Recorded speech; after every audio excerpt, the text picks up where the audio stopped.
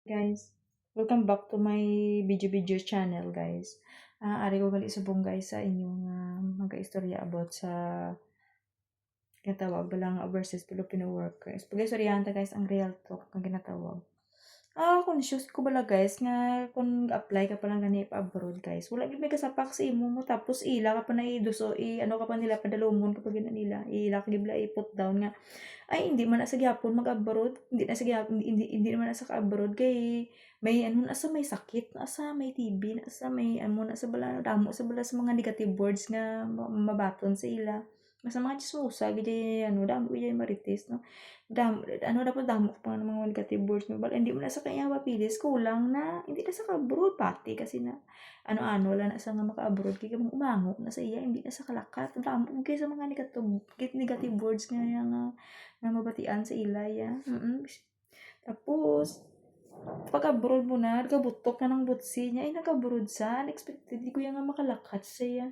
Tapos ang ato ka na sa abroad siyempre ang mamamo na sa imo maano man na sa friend request na sa mga friend request na siya tapos di pa confirm ka man ti siyempre sa ano bulang nga nag friend request ang imo best friend tapos pag kinonfirm mo na siya ma-message niya sa imo, "Hi friend, kamusta? I miss you." Ara ka na gali sa abroad, mamaamo na siya. Tapos ang next message niya na nata sa ano sa inbox, i-open mo na sa mga pilahan ka minutes, open mo na siya. Pag open mo sinabi, pumamo ka dahil, friend, inang pwede ko ka favor sa imo. Wala ma ako dali kwarta kaya nga akong bana wala obra. Tapos ang bata ko na ospital pati kinahanglan ko tani ang financial aspect. Financial aspect. Tapos siyempre ikaw man nga alinganga, tanga-tanga ka. Pahulamon mo siyempre naluoy ka wala. Siyempre kung first timer ka sa abroad guys, mapahulam ka gid man. Sa una naagyan ko na guys, naagyan ko na sa una. First timer ka tanan nga naga-message sa imo, i-replyan mo na siya, "Oh babe, monta ka padala ko lang sa ano, padala ko lang sa Western, padala ko lang sa Palawan." Siyempre ako may nga tanga-tanga. Mapahulam ka man niya siyempre based on experience ang napangambal ko sa inyo guys, di ba la?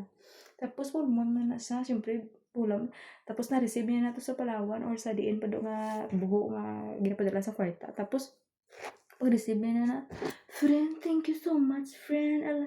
Ano, babayaran ko ni friend kung makakadawa-dawa ko, friend. Kay kinanglan, gid abi sorry, friend, na kaya na-disturbo ta ka, friend. Amo na bala, amo to. Amo to, amo na sa, siyempre, ikaw, kilala mo siya mo, balbalay mo man or something nga, sino ko na nga tarpulano. Siyempre, ikaw, pati-pati ka man. Message na para sa, kung siyempre, siningad daw na-receive niya, tapos kinubagan na, message pa sa mga 1 week, 2 weeks, 3 weeks, message na sa, tapos, mga pilahan na kabulan, gin-block ka na. Ay, ampot na lagi sa mga tao yan, no? Why sila yan sa, ilinit kay pala nga, why sila yan nagpangita ya sa pamaagi nga makakita sila sa kwartang ilaya, pantunto, no? Ay, ambot na lang gid balay ano nga akon nga parong balay nag-init gid yung ulo kuya. Pero okay lang naman na sa imo. Okay lang na for myself guys na okay lang naman sa ako niya kay syempre ako ya gina-bless yan ni God ya ko nagabulig kasi imo si kapareho di bala. Pero tani bala syempre both of us guys na gaano man ta mo ga parang nga budlay mata parang nga makakwarta ta tanan ta sa kalibutan ga nga budlay ta makakwarta ta pero may mga tao gid nga bintahuso balang ginatawa guys pero okay lang man na sa akon guys kaya thankful man ko nga nakabulig ko kay syempre gina-bless ka ni God pero dapat intindihan na lang ta tani amo na bala sige salamat kay watching guys. Yan boss na lang kita